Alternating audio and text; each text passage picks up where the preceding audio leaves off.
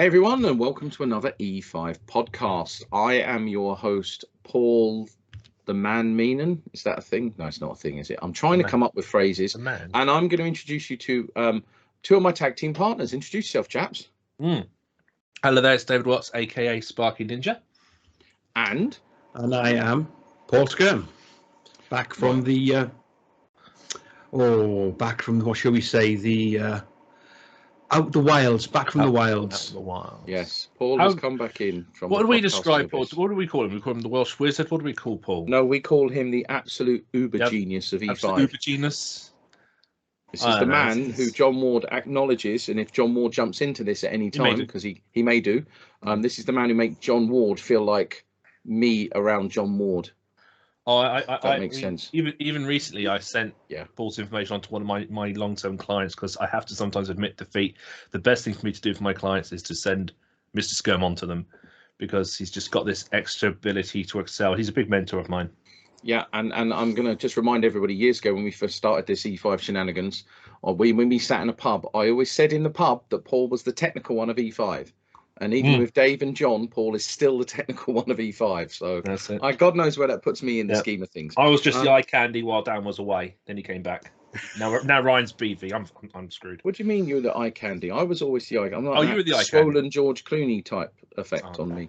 But no, yeah, Ryan is the eye candy because he's like super buff and hench. So I'm hoping at some point Ryan has the time to come onto these. But if Ryan, if you're listening, we love you. And actually, let's just say that Ryan is always involved with an E5, talking all the time behind the scenes. Yeah, he is, yeah, he's doing amazing things. Yeah, we kind of created a bit of a podcast niche with me, Dave, and John, because we're always doing these chats. We just click record now and again. So this is a very, very regular thing for us, even when there wasn't podcasts. But today we're talking about something that's a little bit more serious than just technical stuff, because during COVID, when COVID first started, we did a healthcare podcast. We talked about alcoholism, we talked about depression, which are very real things. But the last year, and I'm going to start this off before Paul takes over, the last year have been what can only be described as a traumatic hell for a lot of people, Paul included. Me, I've been very lucky recently with COVID, and I'll talk about that later. But we as a family of friends, and I do refer to the guys as my brothers and a family of friends, have been through a lot, which is unfortunate. It hasn't happened to me. But Paul, do you want to tell everyone listening or watching what you've been through and what you're still going through? Yeah, okay. I mean, some of you may have seen the articles in whether that be IT membership magazine or on the IT website, or the largest article I did was for Professional Electrician. It went out in one of the recent month's publications. But going back to what year is it now? It's 2021 now, isn't it? So around sort of June, July last year, 2020, I started to get a lot of pain in my sternum area, the front of my breastbone, my front and middle of my ribs, and in my back and my shoulders, and couldn't figure out what it was. I thought it was just me having worked so hard over the years, kneeling and climbing and bending and twisting, and I thought I just knackered my spine, just knackered my skeleton and my muscles and stuff.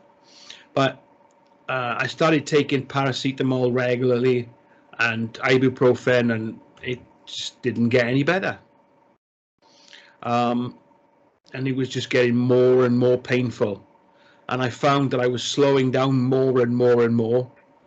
But I was seeking solace in food and alcohol, beer. I mean, I used to drink quite a bit, which I'm kind of ashamed of, but no, I remember we all do it, I'm sure. Now I kind of drink very little, but we can come back to that later because that's another topic, isn't it? So come sort of August, I was really getting quite a lot of pain. So my birthday's at the end of August, and we went out for a meal, all the family, and I really struggled to get into the restaurant and struggled to sit and struggled to have the meal and stuff with them, and it wasn't good. So come September time, I was doing some work up at a large airport on the west side of London, shall we say. And I was struggling on site. I was struggling to climb over conveyors. I was struggling to, and I wasn't actually wielding spanners and screwdrivers and drills and stuff. I was up there as a consultant, taking photographs, making notes, and advising them on the safety of the machinery they were putting in there. So it wasn't as though I was doing any real massive amounts of physical work, but I just found even walking around the site was so hard. Anyway, eventually, after, in all honesty, probably years of nagging from Yvonne, my wonderful wife, and I say that and I mean that from the heart, because without her, I don't know where I would be now. I eventually went and spoke to the GP.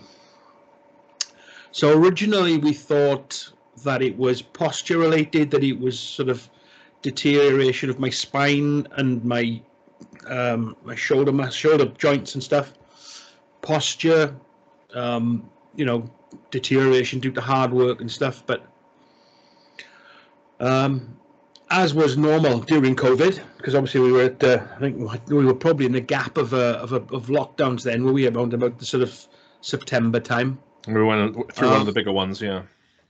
Yeah, a bit of a gap was there when we could travel a little bit, and I can't remember now, to be honest. Yeah. Because from June, July last year, right through until I came home from hospital was a bit of a blur, and to be honest, since I came home from hospital till now, it's been a bit of a blur as well on times. But we'll come back to that. So going back to sort of September last year, rang the doctor, got an appointment, because with my GP you can't ring and book an appointment. It's one of these, you have to ring up, you get through, and if you get through in time, you get an appointment that day. Fail that, you got to ring back the following day. Mm-hmm. Yeah, you got to do it by a certain time in the morning. If you don't get through, try again tomorrow morning. Yeah. And it's also a case of when you get through to them, it's not so much when COVID, because there wasn't so many face-to-face appointments, but it was like you get 10 minutes with the GP, you can discuss one thing. Fail that, you got to ring. If you want another thing, you got to ring back another day and make another appointment. Mm-hmm. Which to me is a bit. Anyway, so I rang the doctor. Yeah, doctor rang me back, and I ran through the symptoms with him, and he went, "Well, I'd like to examine you. Can you come up to surgery?" I went, "Yeah, no problem." By this point, I'd given up driving voluntarily. Because I was just in so much pain. I was worried that in the event of me having to do an emergency maneuver of some kind, I wouldn't be able to do it. So I voluntarily gave up. I haven't, whether I should have or not, I don't know. I haven't surrendered my license. I just voluntarily gave up driving around middle of August last year, because I knew that I wasn't in a fit state to be driving. I took that as a sort of conscientious thing to do, and the right thing to do. So yeah, up to see the GP. To be fair, he was a young doctor, newly qualified, I think. He examined me. I did some sort of stretches and some bends. Where's the pain? And he had stethoscope on my lungs, stethoscope on my neck. Listening to to make sure that things were moving around. Stethoscope on my bowels to make sure my bowels were moving, and various bits and pieces. And he said, "Look, this could be posture related. It could be sort of wear and tear related." He said, especially when you consider, because we were putting ibuprofen gel on my back and my sternum, and that was helping. That was helping to relieve the pain. So he said, because that is helping, he said it could well be sort of musculoskeletal related. He said, so what I'm going to do, I'm going to give you some strong painkillers, some prescription painkillers, and I want you to take them for a week. And if nothing improves, I want you to get back in touch with us. So I did. Sorry. Took them for a week and didn't improve. In fact, I was getting worse. At this point, I was kind of walking around the house with a stick or a walking frame, Zimmer frame, a lot of people call them, aluminium walking frame. I certainly couldn't have walked very much distance at all, and I was in an awful lot of pain. I was taking these cocodamols they gave me. I was taking paracetamol and ibuprofen. They also put me on prescription non-steroidal anti-inflammatory, like a cousin of ibuprofen, which meant I had to take lansoprazole or something, or omeprazole, which is a stomach protecting drug just to protect me from the painkillers, the NSAIDs. Is it like a treatment for the stomach to help with all of the stuff you put in it? Yeah, that's it. You got it. It's the only reason I was taking it was because of the, I can't remember the name of the drug now, but it was the ibuprofen kind of family, but a prescription one. Mm-hmm. So I can't remember if I was given those before or after the diagnosis, to be honest. But I was on this cocodamol, and it wasn't touching the pain. So I did contact the doctor back, and around about the weekend, I think it was just after the 17th of November. So it was in between lockdowns because you were allowed to travel and go places around the UK. Yvonne and I went away for the weekend just after her birthday, just to have some time, because we had such a torrid few months and all the pain and everything I was in. We just thought, right, we'll just get away and chill, just go for some walks. And we went up to the Windsor area and stayed in a hotel that I'd been staying in, where I thought their COVID precautions were really good. And we went for a walk up round the Thames, and my goodness, I couldn't walk more than 20 yards. It was horrendous, but I had by this time, actually I've skipped a little bit here, I did go back to the GP after a week, and I spoke to one of the senior partners, and what did she say to me? She said, okay, this hasn't worked. Oh, I'd asked her for some blue pills as well, and she said, yeah, I'll give you the blue pills. I'm not happy with the pain and stuff you're in. She said, something's not right. I want you to get up here again. So she got me up there, gave me another exam, and said, right, okay, yeah, something's not right. I need to get you to some blood tests done today. So she sent me away with a blood test form, and I rung, it's around here locally down in Swansea, we've got a Nightingale Hospital, and as it's not being used massively for COVID, and wasn't at that time, they've opened a blood testing centre there. So we've got a couple of on-demand blood testing centres opened up. You book it online, but I couldn't book a blood test that day. So I had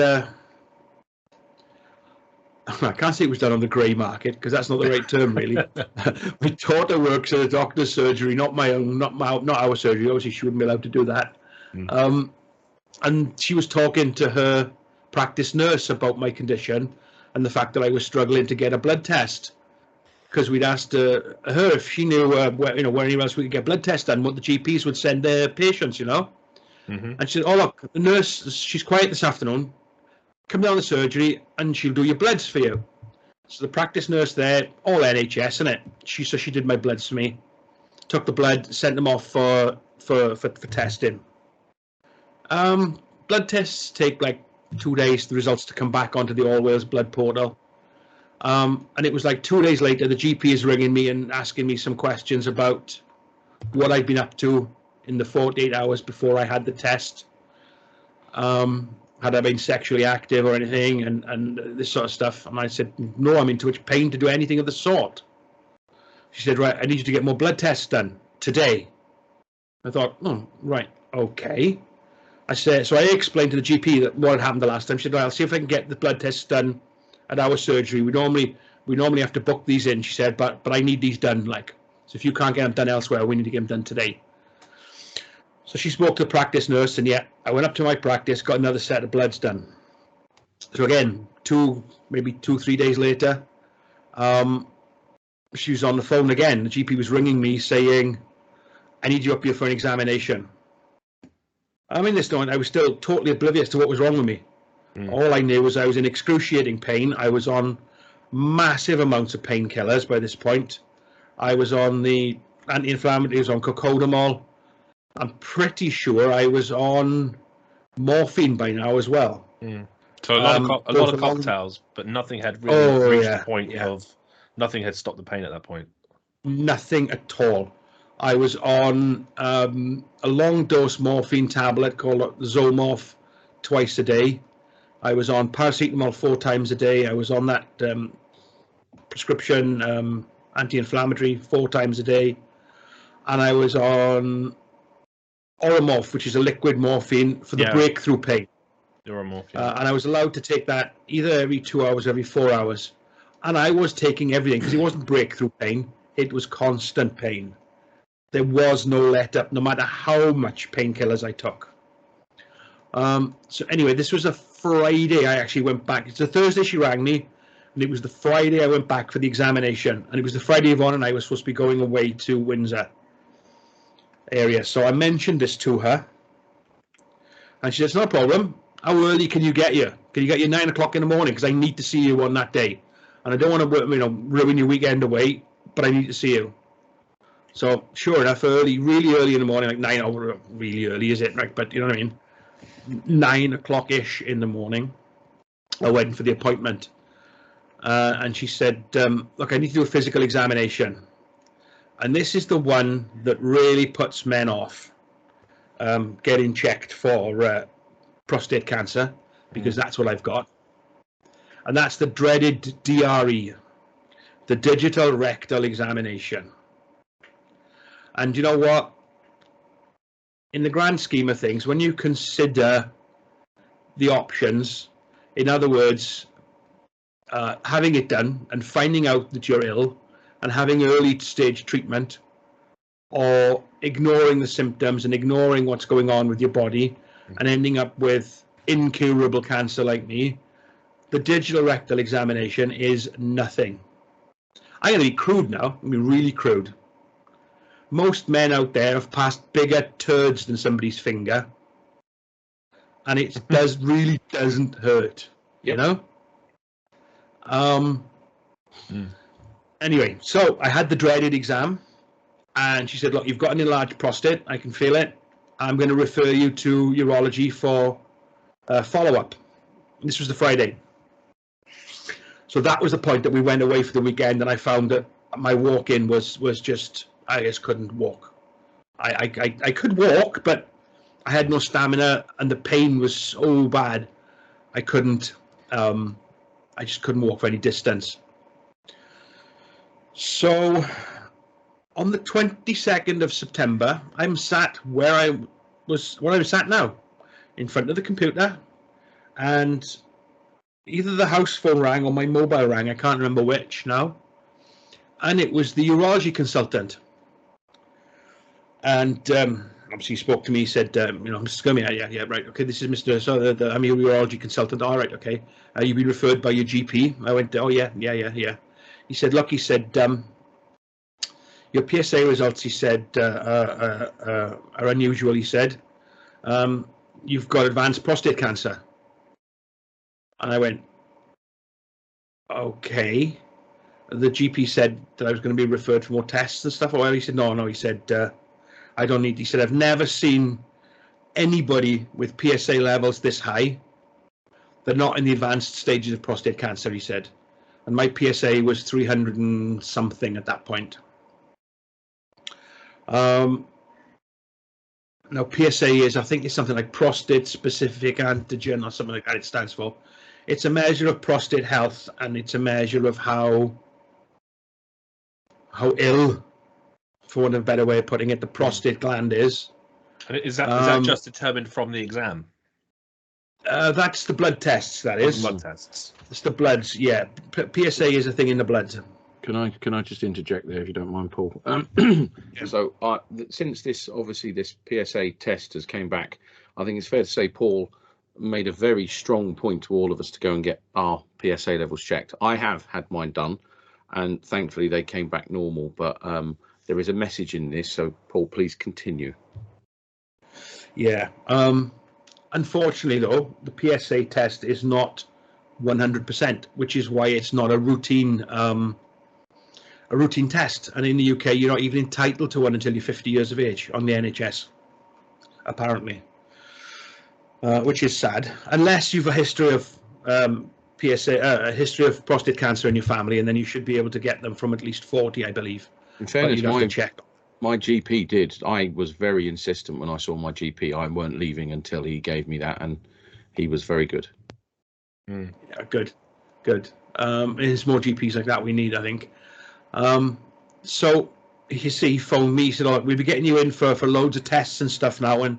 And between the end of September and the sort of beginning of November, I had loads of tests. I had CT scans. I can't remember whether I had an MRI scan or not. I had X-rays. I had a nuclear bone density scan, which is the picture of my skeleton that's in the Professional Electrician magazine.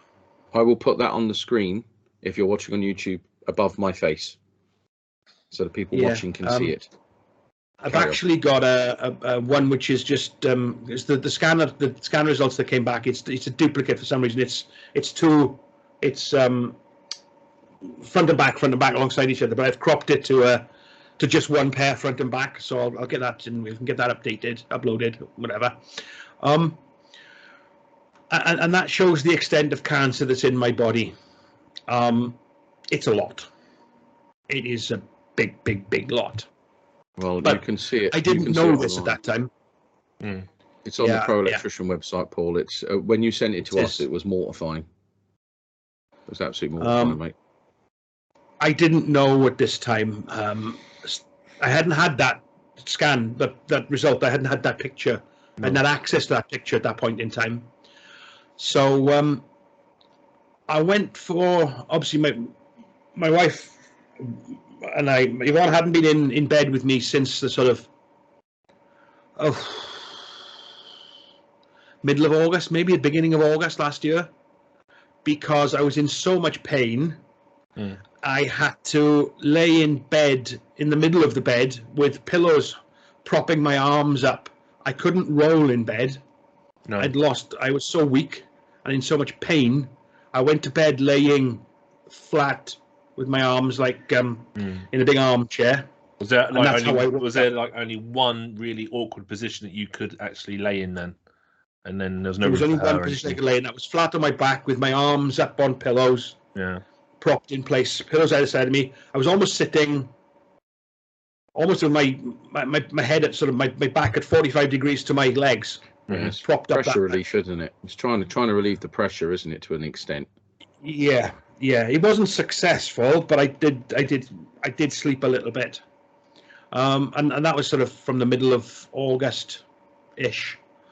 And Yvonne was sleeping on the sofa in the living room for months, which wasn't pleasant for her. Obviously, it's not a nice situation to be in. So I had all these scans and tests and things, and then they started a treatment plan with me at some point in October. And I can remember seeing that picture in the cancer, the bone density picture with all the cancer in my first, it wasn't my first consultation, but it was the first consultation at which I received treatment, because they'd had 2 or 3 attempts to try and take a biopsy of my prostate, which is again an unfortunate one because they do it through your back passage, and they couldn't do it with me because I was having so many bowel problems.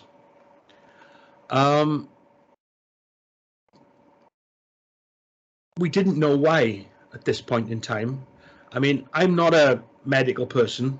I know an awful lot more now about spinal cord damage and prostate cancer and what the prostate does and how the spinal cord functions and cancer and metastases than I ever wanted to, unfortunately. And I find it fascinating. being an engineer and being inquisitive, but the sad thing about it is it's me that all this is happening to, and that's the frightening part. I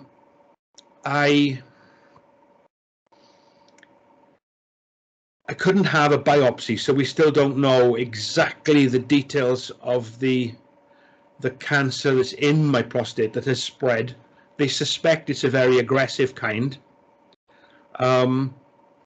because of the fact it's spread so far, and they believe so quickly. But I kind of think I've had it for quite a few years, because I've had these odd aches and pains and this discomfort for a while, along with some bladder problems that are sort of typical of an enlarged prostate without me realizing it. Or maybe realizing it and putting it down to the fact I was drinking too much. I don't know.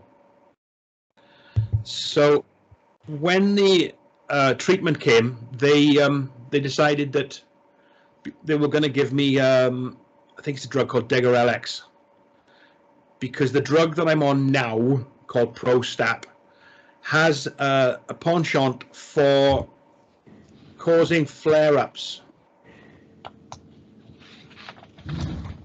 Are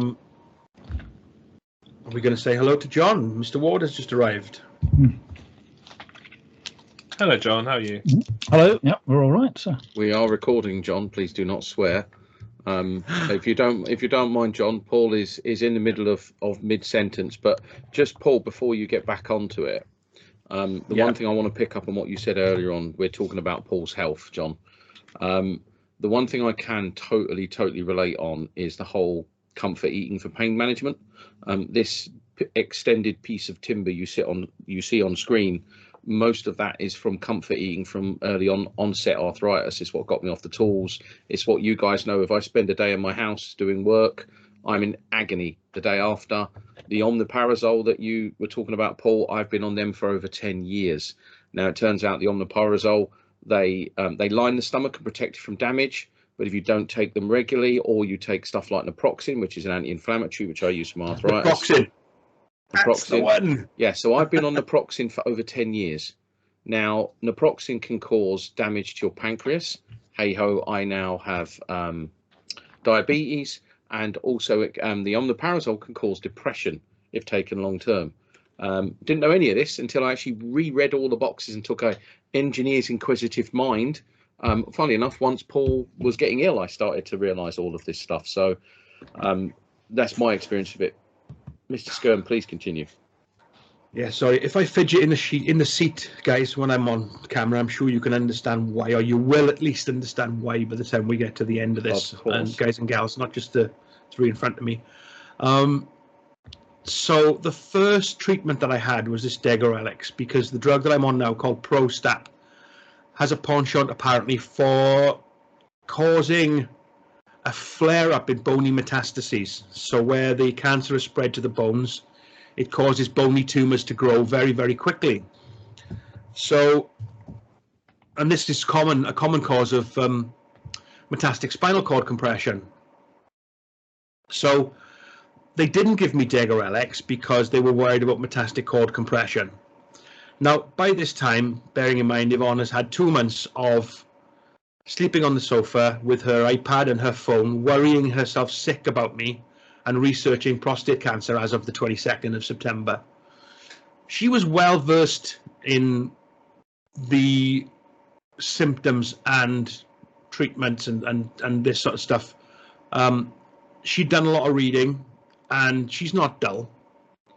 She'd done her reading on the Macmillan website, on the Prostate Cancer UK website, on the NHS website, not Wikipedia or some American site or some, I cured myself of prostate cancer because I ate, I don't know, I'm going to say the first vegetable that comes to mind, spinach, Mm-hmm. She'd done some pretty robust research. And she had watched me go from someone who was very active and able, and I'd done so much work around the house over the years, and thinking back, Paul, even when I came to your railway, going back, I was slowing down then. I was struggling to climb up the access ladders and down into the access pits and stuff, you know. I remember you telling me, yeah. So I was probably probably at stage 4 then, you know. So Yvonne mentioned this to the nurse in the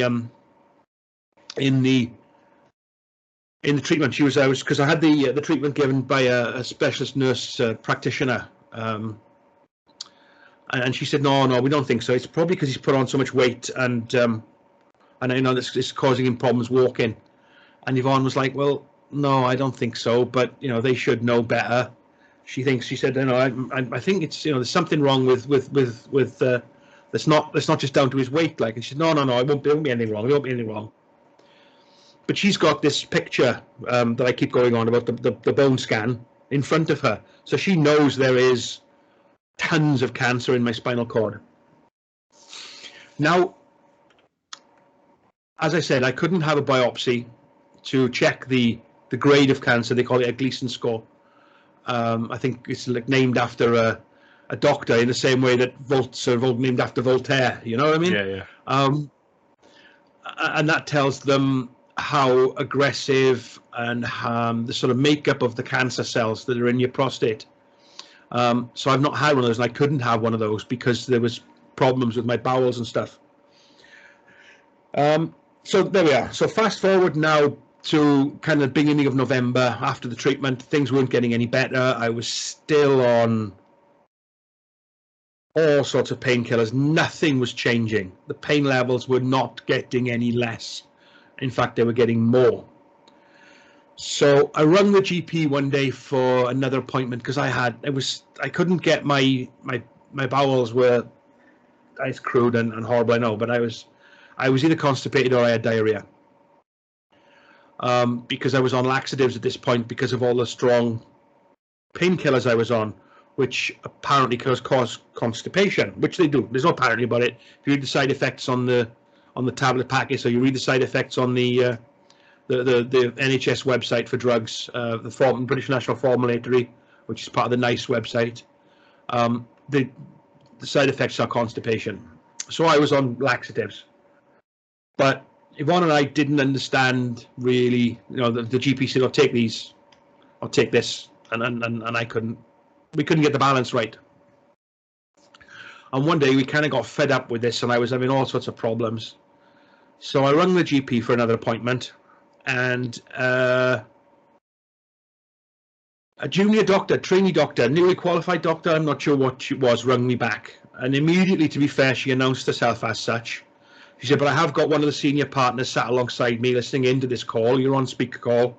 Do you mind? Is this okay? And I went, no, you know, they've got to learn, haven't they? You know what I mean? She's got a senior partner there with her. Everyone has to learn. You know, and that's one of the big things of you know, one of the things that we we drum into people is you know, you've got to learn, you've got to have mentors in this game, and you know the doctors need it as well. Yep.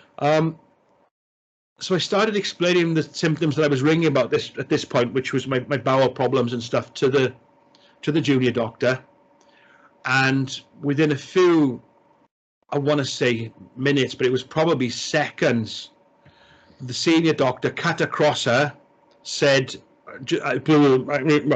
whatever, how quickly can you get up here? And I mean, I don't mean days, she said, I mean hours, preferably minutes. How far away do you live? How quickly can you get into the practice for me to examine you?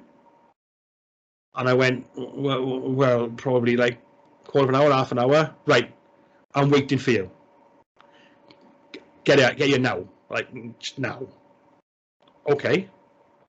So up I went. She gave me a bit of an examination down below, and she was checking if I had feelings in my legs, in my stomach, in my back, my buttocks and stuff. You know, various areas around there.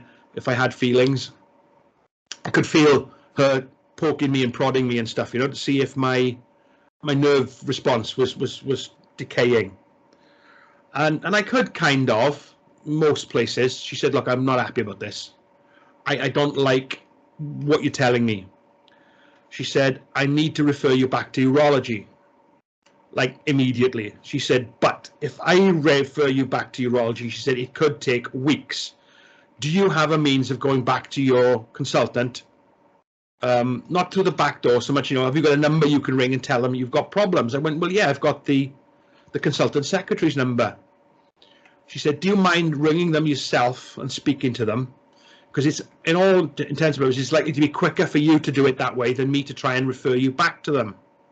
All right, yeah, no problem. So I went home, it was about lunchtime, I think, and I rung them. The secretary wasn't there, she might have been at lunch, so I left a message. They didn't ring me back that day, but they did ring me back the following morning. Now, this would have been around the 2nd or 3rd of November. Something like that, thereabouts. And I had a phone call back saying, this is one of the clinical nurse practitioners, the nurse specialists.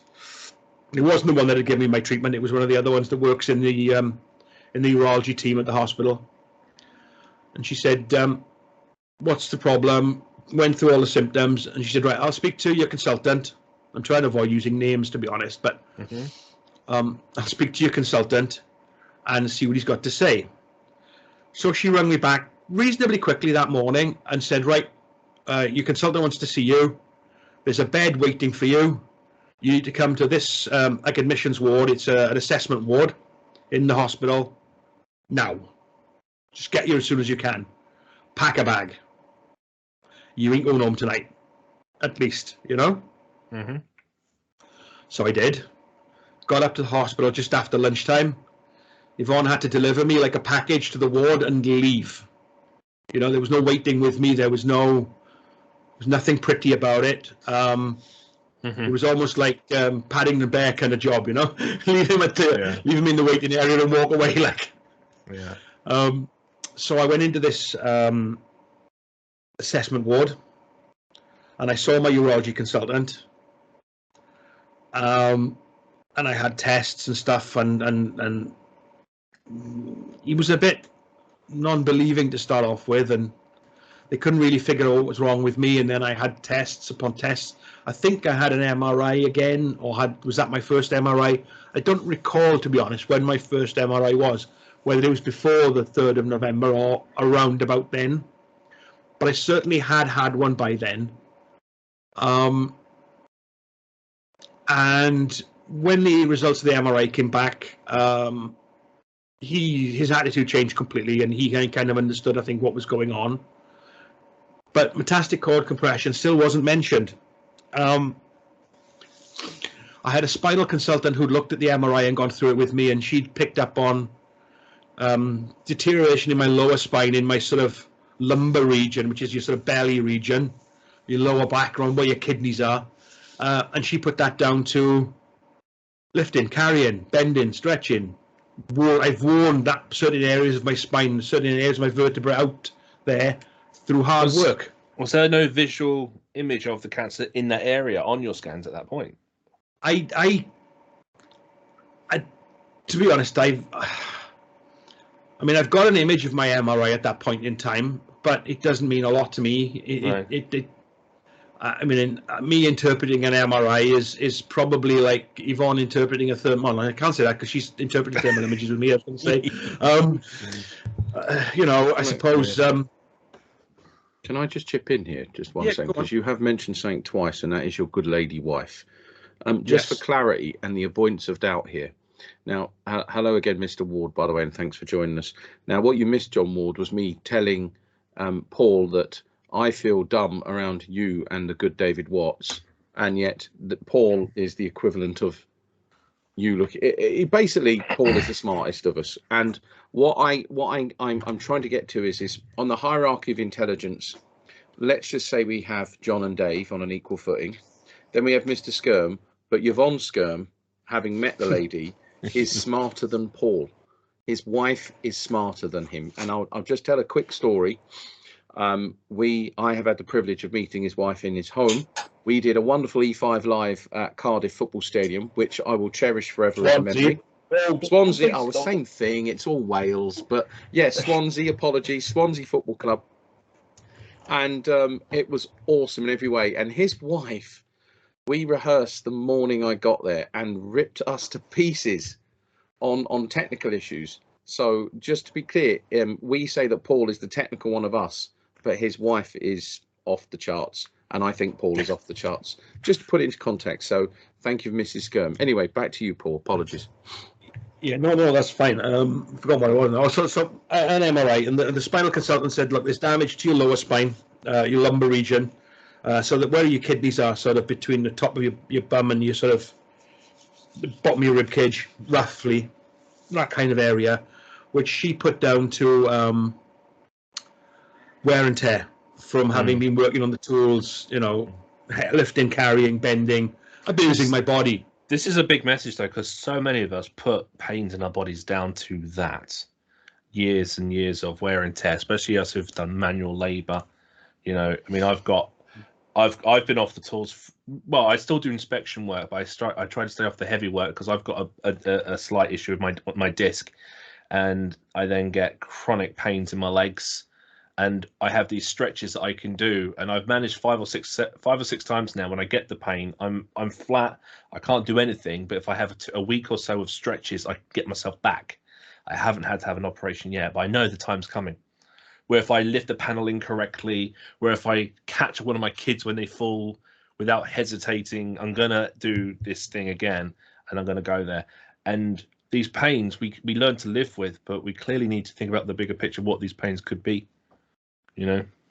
So I can just add to that. So what Paul's talking about with spine. So I have a form of arthritis in my spine. I also have a collapsed T3, which is your thoracic, which is around there. I have bulging T2 and T4, and also my L5 and L4. L4 is burst and L5 is bulging. So hence I've been on painkillers and anti-inflammatories for years, because when your discs go, your muscles seize. And I found when I was on the tools, I would wake up and I would feel like someone had welded a steel triangular plate in my lower back. And that was my larger muscles seizing to protect the discs and the spine, trying to stop the movement and the pain. It was only when I had my first injections, like the spinal injections of cortisone and steroid and everything, that your hips release. And that's when I felt like I had hips like Shakira, because I could move for the first time in over a decade. So I have had 3 of those injections now into my spine over the last 10 years to keep me reasonably pain-free. I am dreading as I get older, because those injections only last so long. But anyway, back to you, Paul, and your spinal. Yeah, no, there's some of the vertebrae there you've mentioned. We'll come to where my tumour was now shortly. So, where was I?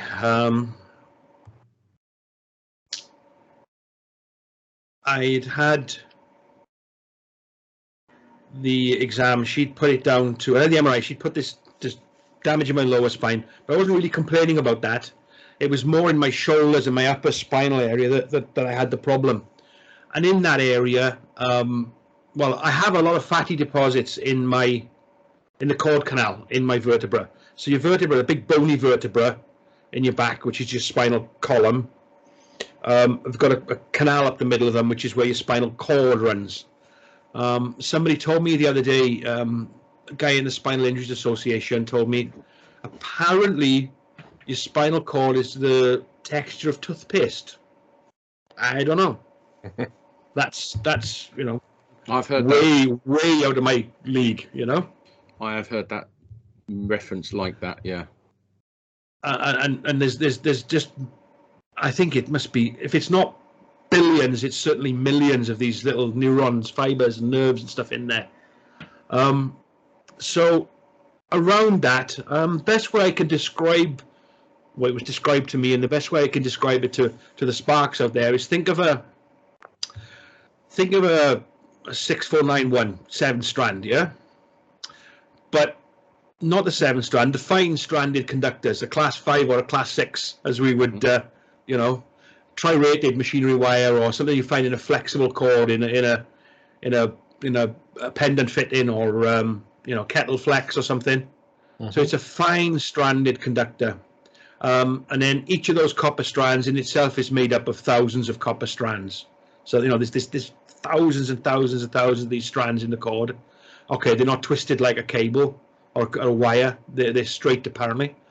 And then around the outside of that, which is why I'm likening it to a wire, is a sheath, like the insulation. And I'm not sure if you've stripped some cables, but you find a chalk layer in between maybe the copper and the insulation. And there is a layer around your spinal cord. That's what they call cerebrospinal fluid, because it goes around your brain and down your cord, and it protects the cord, it lubricates the cord. So when you bend, when you move, that acts as a lubricant when you bend your spine, so that your cord will run over and within that sheath, and that sheath will run smoothly within the canal, the vertebral canal. And I had some fatty deposits in my spine which were causing the cord to be pushed against the vertebra, or that's what they said at the time. And there is fatty deposits there for certain, but that's what they put my pain down to. So I was in for hospital for maybe 3 days, 3 nights then, and I was given a big metal posture brace. It might be behind me on the shelf up here, I don't think it is now, which was to pull my posture back to a correct position. Again, based on the fact that it was a posture-related problem that I had. However, I couldn't wear the posture brace. It was just too painful. I couldn't get the balance right with the laxatives. We tried 2 or 3 different kinds of laxatives. I was just in a bad way, and then I was just about managing to function. I had a couple of office-based jobs to finish off, a couple of expert witness jobs as it happened, so I finished those off. And on the 28th of November, it was a Friday night, or was it 27th of November, Friday night, I was talking to you guys. I think all of you might have been here. We were on Discord. Right, yeah. And there was a few of the other Discord boys there chatting. And I went to bed, I think it might have been about midnight, I can't remember. Maybe before 11, 10, I don't remember the time. But I walked into bed on my Zimmer frame, because I was on a walking frame by then, via the toilet. Went to the toilet for a whiz. Up into the bedroom. Yvonne came and helped me undress, because for weeks before that, I hadn't, well, months before that point, sort of September, October, November, I couldn't undress myself. I couldn't dress myself. I couldn't shower myself. I struggled to toilet myself. Yvonne had to help me constantly. I couldn't go anywhere without her. So we got me into bed, and I got to sleep. Come about 3 o'clock in the morning, I dragged myself out of bed, and I went to the toilet. Nothing unusual for me getting up and going to the toilet in the night, several times normally. Again, something that I'd put down originally to drinking too much. You know, with the old saying, drink a pint, piss a gallon. So I was going to the toilet a lot, but by this point I'd given up drinking. I'd given up the alcohol. I'd gone on to, I'd weaned myself off it. I'd gone on to alcohol-free, and then I'd gone on to fizzy water, and I'd pretty much given up drinking alcohol, beer, you know, because I knew there was something wrong. And in fact, in August, I'd even gone and bought myself an exercise machine, thinking that it was all down to lack of fitness and overweightness and stuff, and hoping to cure myself that way, which never worked. I couldn't use it for more than 30 seconds. I bought a cross trainer, if you remember, Paul, an E3, because there was an E5 model as well. I did shamelessly want the E5 model, then I saw the price. Yeah. Yeah. I bought mine second-hand, I hasten to add, but it's still in good nick, and it's still at the garage now. I've hardly used it. Yvonne calls it a very expensive clothes horse. But I intend to get back on it. I couldn't use it for more than 30 seconds back in August. And by this time, you know, my bedroom is, what's it, 1, 2, 3, 4, no more than sort of 50 steps from me, and I just managed to get to the bedroom. Anyway, 3 o'clock in the morning, roughly, got up, went to the toilet, sat down, because I couldn't stand to pee. I hadn't been able to stand up to pee for months. The stream, another thing that prostate cancer causes, or enlarged prostate causes, is a slowing down in the stream that you can produce as a man. So I have to sit down. I still have to sit down to wee, and that's it. That's going to be my life, possibly forever now. So does that mean that you can't like aim across the garden and hit the other side? You actually? Oh, far from it. I mean, if I stood up to wee, I'd pee down my trousers. That's how far I can get. These are good indications, though, because a lot of lads will be out and they'll go against the wall or whatever, and if they realise they can't hit the wall and they're peeing on their knees, Yeah, there is a bit of a meme going around. If I see it again, I'll grab it and we'll get it up on the E5 Instagram or something. But yeah, I mean, there's a few symptoms of prostate cancer which I think it'll be good to come back to at the end to summarise. Yeah, I agree. So I go on the toilet. I couldn't get up. I couldn't get myself off the toilet. I didn't have enough strength in my legs. Was this in 3 a.m? Yeah. So I called him on, and she couldn't pull me up. So what we ended up doing was shuffling my feet against the base of the Zimmer frame. She stood with a foot on the bar of the Zimmer, the bottom bar, and I grabbed the top of the frame and I pulled myself up, and I managed to shuffle myself back to the toilet because my right leg wouldn't work. I could drag it, and I could put weight on it, but my hip joint wouldn't work, and my knee joint wouldn't work, and my ankle joint wouldn't work properly. So what, were you just collapsing on the weight of it? Sorry? So if you tried to stand on it, were you just collapsing on the weight? They just weren't. No, I couldn't swing my leg at all. So I could drag it. I could drag my foot into a position and then put weight on it a little bit, and sort of use my hip to sort of swing my leg. It was just like, if you ever had a dead leg and you just can't do anything with it, and it's just floppy, and eventually it comes back. Or you could do like move your hip, but nothing below the hip would move of the leg. Yeah, you could. You got it. Gotcha. Yeah, but it wasn't the fact I was moving my hip joint. I was swinging my pelvis, or rotating my pelvis and causing my leg to swing as much as I could, which wasn't much. So we got me back to bed. I couldn't settle. I was in obviously lots of pain. There was no capacity in my drug chart for me to have meds during the night. My last meds were at bedtime, hoping that they would see me through until the morning. So if I took drugs in the night, that would mean I couldn't take drugs during the day, painkilling drugs during the day. So I went back to bed. By 5 o'clock, I hadn't really slept, I don't think. I was so uncomfortable, and I couldn't move properly. I couldn't move in bed. I knew there was something wrong with me, but I didn't know what it was. So I called him on, and I said, look, gotta get me out of this bed, babes. I don't know what it is, but something is not right. I'm really, really, really not right.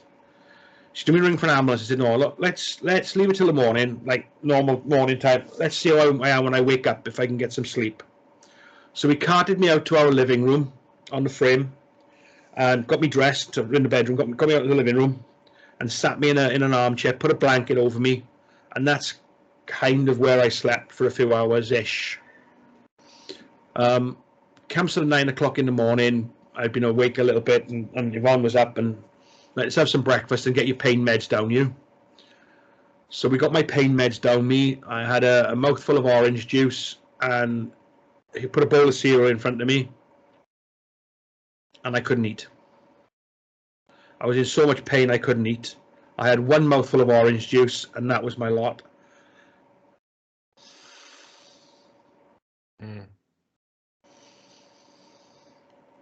And it was at that point I said to her, you're going to have to ring an ambulance. Something is not right here. So she did. She rang for an ambulance. Bear in mind now, middle-aged man, chest pains. The ambulance still took about 5 hours to come. Jesus. We could have easily overdosed me. I'd done it once. By mistake, I had taken a double dose of Oromorph, and I thought, it's summer and now, it won't make no difference. This is going back a couple of weeks before this point. I took a double dose of Oromorph by mistake. To be honest, because Yvonne wasn't with me, I was at home on my own, and I was trying to give myself this dose of medicine, and I was in so much pain. I just messed up the doing the dosing. I thought, I'd be right. Oh my goodness gracious me. Now, I've never taken non-prescription drugs of any kind. I can honestly sit here and say I've never taken, the only thing I've never smoked tobacco, I've never smoked anything else. The only drugs I've ever taken are over-the-counter from the chemist or prescription drugs, or I've drunk alcohol, right? And I took this double dose of Oromorph. Well, how people can take drugs and say that it's fun, it was horrible. It didn't even take the pain away. It just made me feel horrible. So we could have easily done that on that Saturday morning, give me a double dose or something, but we didn't, because I just said, look, there's no point. It doesn't work to take the pain away, and it's just, I don't know what it's doing to me. It's just horrible. So we waited for the ambulance. The ambulanceman came about 1 o'clock-ish, but I'd needed to go to the toilet before that. So I wasn't small by this point, you know what I mean? I was 24 stone, I think.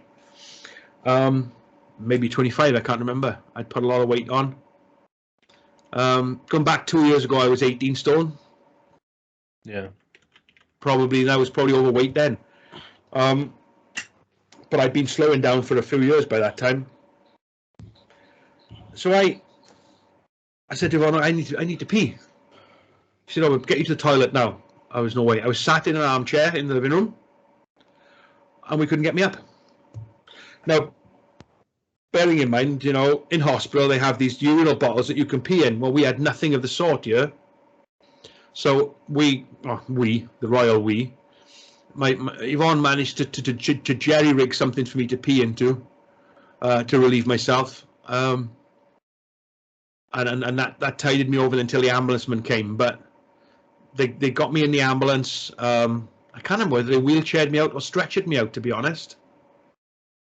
All I can remember is I was on a stretcher in the ambulance, and I can remember the sorting me all out and getting me in, and Yvonne giving me an overnight bag and stuff, because she'd packed a bag for me by this point. I'd said, look, I'm going into hospital. You better pack a bag, because I don't think I'm coming home tonight, and I'm probably going to be in a couple of nights at least, And my overarching memory of that day is them closing the back door of the ambulance, as Yvonne said goodbye to me, and I love you. And they closed the ambulance door, and me lying there thinking, I hope that's not the last I see of her. That's not the last time I see her, because I didn't know what was wrong with me. I really had no idea. I knew I had the cancer, but I didn't know if this was the end or not. So they got me into hospital. I went again into an assessment ward, as you do these days. They gave me some checks, tests, etc., and I came clean with them because I knew I'd been exposed to someone who was COVID positive. Because when I came out on the 3rd of November, or just after that, around about that time, a couple of weeks before,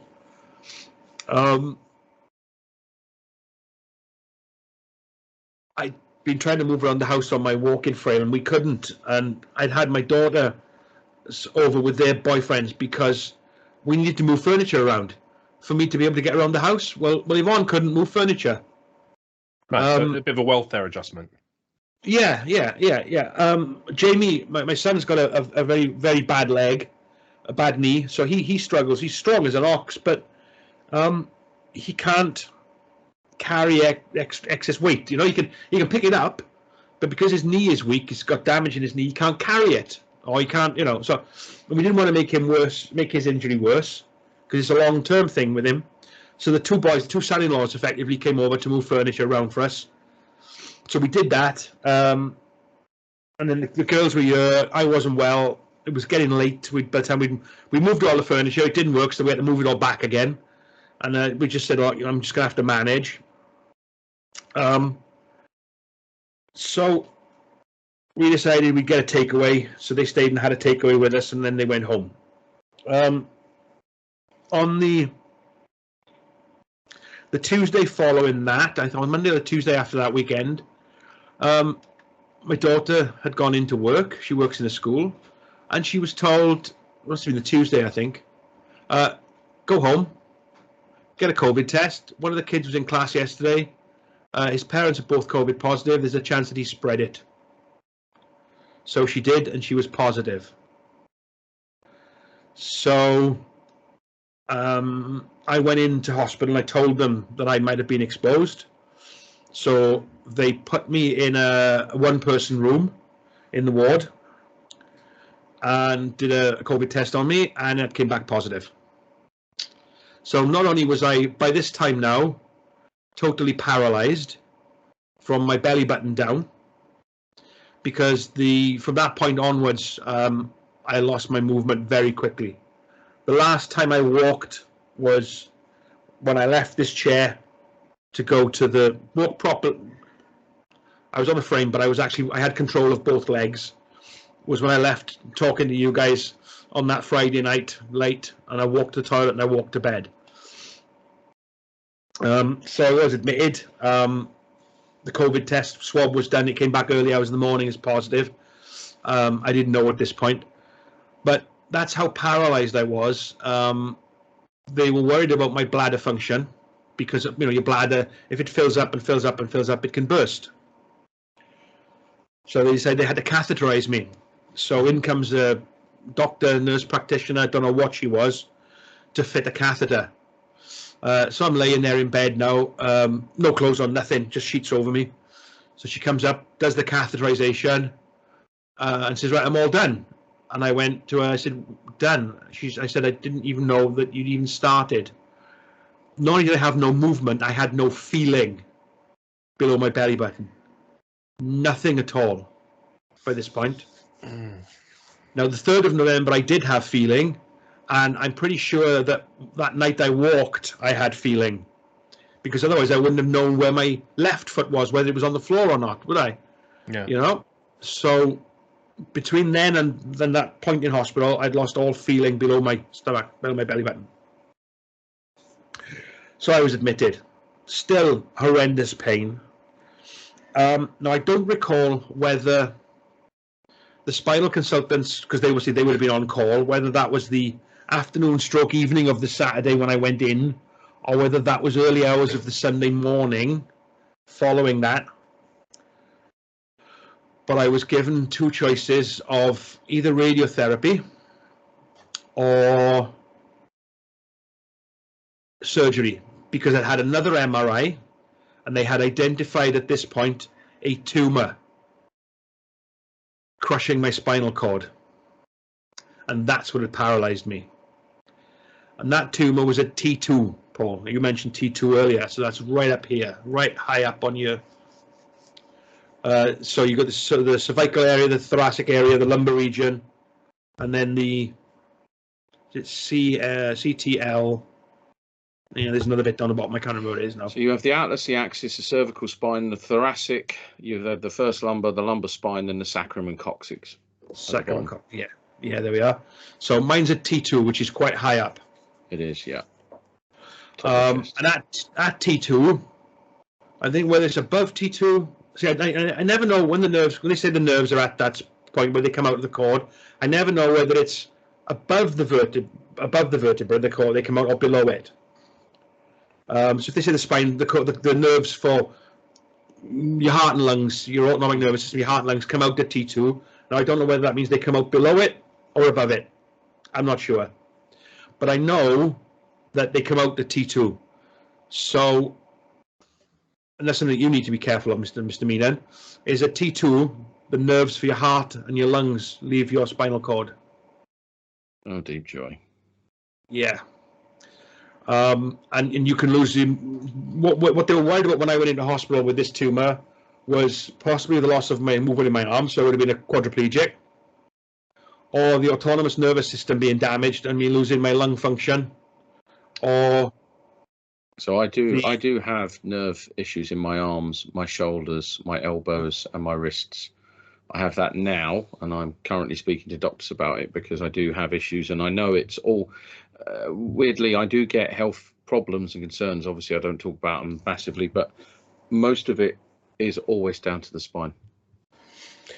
It's amazing what your spine. Well, it shouldn't be really, because it is the central nervous system. It is the main conduit for the whole body. Like, yep. And at T2, it could have affected my heart, my lungs, and my arms. Apparently, so I'm told. So it could have killed me, basically. So I was given a chance, two choices of radiotherapy or surgery. Mm-hmm.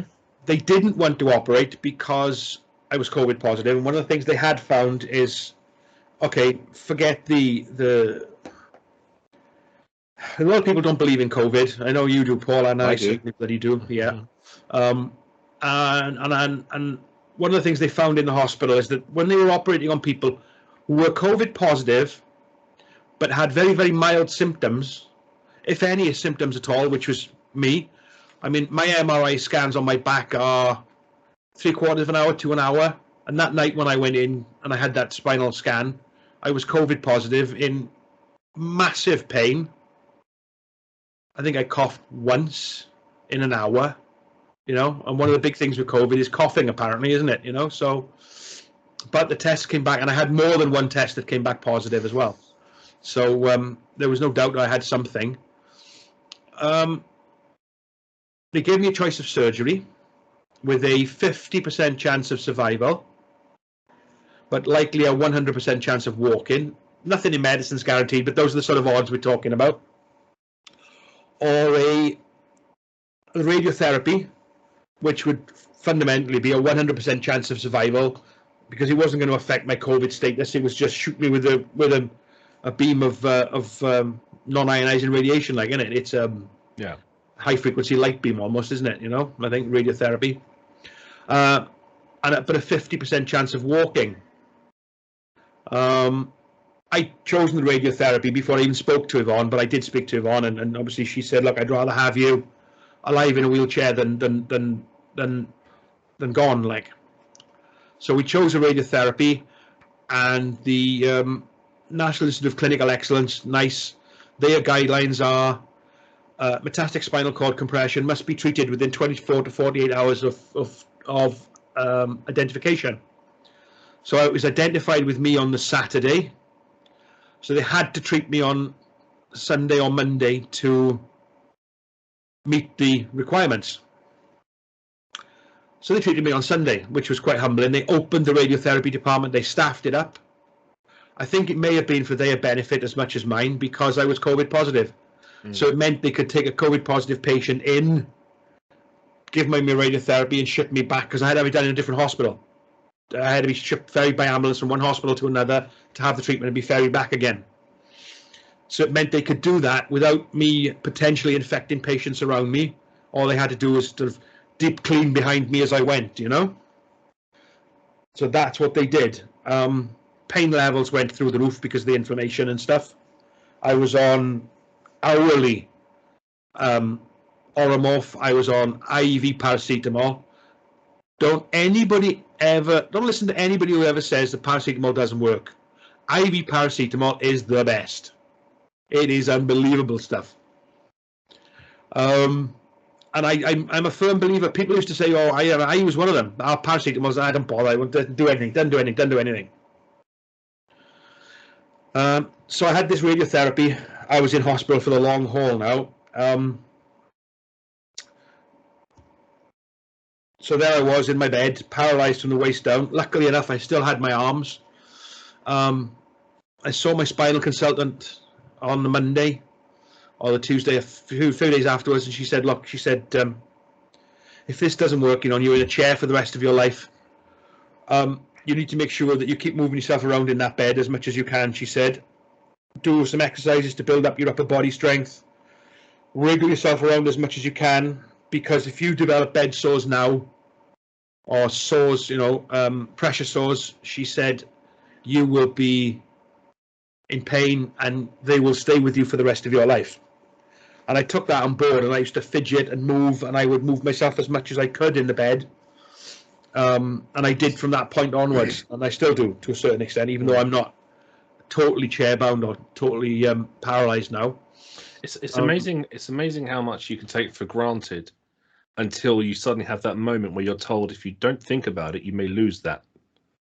Those abilities and those just simple bodily functions that we take advantage of. Yeah. And if we don't spend the extra effort actually exercising them and using them. Well, there's two things that come out of this, is that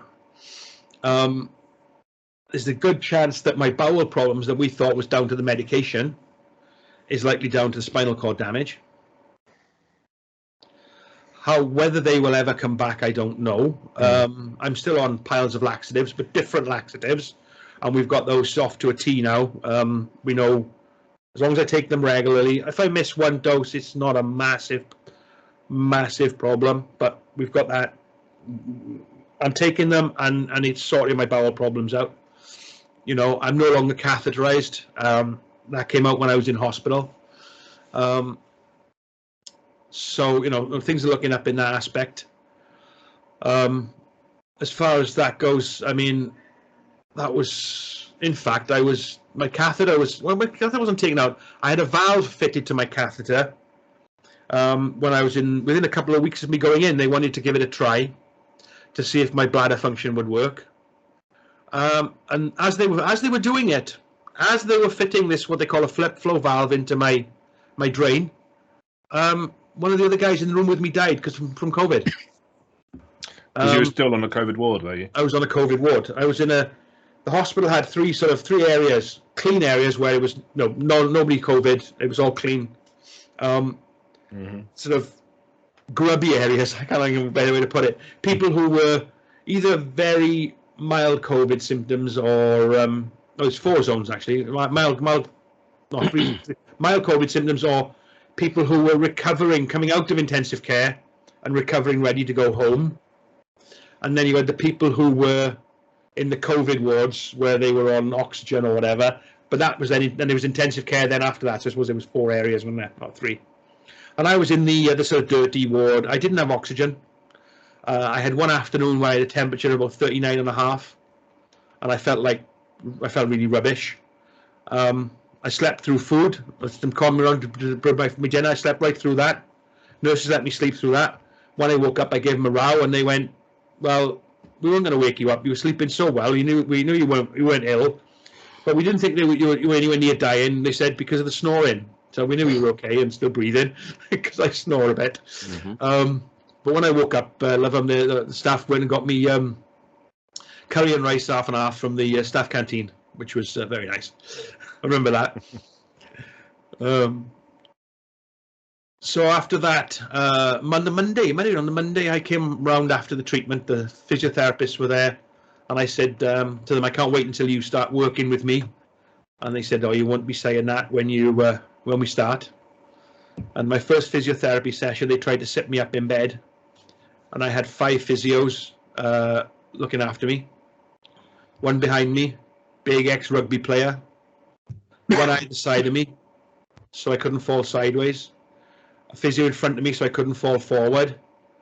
Another one stood alongside me with a blood pressure machine and a cuff on my arm to monitor my blood pressure. And then the head physio from the whole of the trust giving them orders as to what to do with me.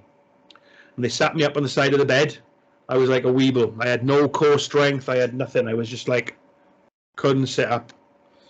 They got me up for a couple of seconds and they laid me back on the bed again. That was my first physio session.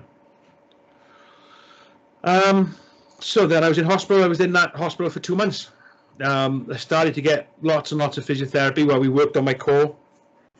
Yeah. Built that back up again, which wasn't easy. Then I was moved to another hospital where we started working on my legs. Still couldn't walk, but they were starting to bear weight. Got me on some various bits of equipment and spent 4 weeks in there on recovery, rehabilitation. I've got to say, the physios in the NHS hospitals that I've been in, the staff in the first hospital were much better than, my opinion, the staff in the second hospital I was in. I'm not going to mention names, but I think I was on the wrong ward in the second hospital. I think I should have been on the newer rehabilitation ward, and I wasn't.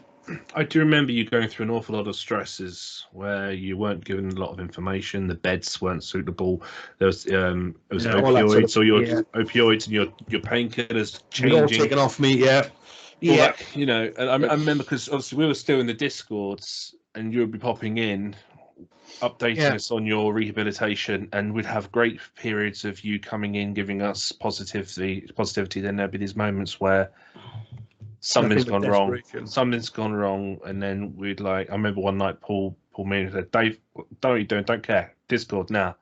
And we just jumped into Discord because I think it was the day you were moved and you had the wrong bed. And it's incredible how little things like that, which you still have no control over. Yeah. And if you don't mind me just chipping in on this, so that to me was a lot of people ask, and I've asked all of us. You know, we've had a lot of comments on social media. You've been quiet. You've been, not doing as much. Yes, we have not been doing as much because we've been busy looking after our friend. So yes, we've been using Discord, which is a lovely little community of people. And I'm going to say it now because it was something that will ever be etched into my mind, what Dave just said. There have been times where, Paul, you have, and rightly so, we've used the Discord community as a community of support and positivity, and also a place to air our fears, our hopes, our dreams, and also some of the more traumatic events. And there have been quite a few times where you've jumped on. There's been a lot of tears. It's been deeply upsetting because we love and care about you so much. And the only thing we wanted to do during the middle of COVID is put our arms around you and hug you and tell you it'll be okay. Instead, I think we did, just to put some sort of joy on this sadness, I think we did deliberately adopt a tact of wind you up with technical misfacts so that you would get annoyed and detract you from your cancer. You're welcome. Yeah, that kind of worked a bit. Yeah. I mean, if it wasn't for you guys on the Discord and the Sparky Ninja groups and the forums and stuff that they take part in, just giving me something to keep my brain going, I think my brain would have turned to mush as well as my muscles when I was in hospital. I mean, bearing in mind, I went in on the 28th of November, and I was discharged on the 1st of March, and my only links to my family, the only links to real life were social media, because I had no visitors. That's a big thing. I mean, we've heard so much about how much of a superstar Yvonne is, and how much you've had to depend on her. But when it comes to you going to hospital, like all people, you can't go in. Point of disconnect to family support. You're just severed because of this risk to control COVID. Understandably, but that mental exhaustion that obviously both you and Yvonne and the rest of your family would be going through. I mean, I know when my mum had to go in hospital, I arrived, and the first thing they said is, "You can't come in," and she considered not going in because she didn't want me to leave her there. It's such a stressful thing. And I can add to that as well from my recent COVID experience, because obviously I was in a hospital in Northern Ireland. Northern Ireland, yeah. And my employer, rung my missus and offered to pay for her to fly to Ireland and put her in a hotel, which was really, really kind of my employer. But she couldn't because she couldn't visit. No. So that whole being cut off from those you care and love about. And I think I went off social media for a while, but when I was back on it, I was back in the Discord server now and again from my bed. But I did take quite a break, I think.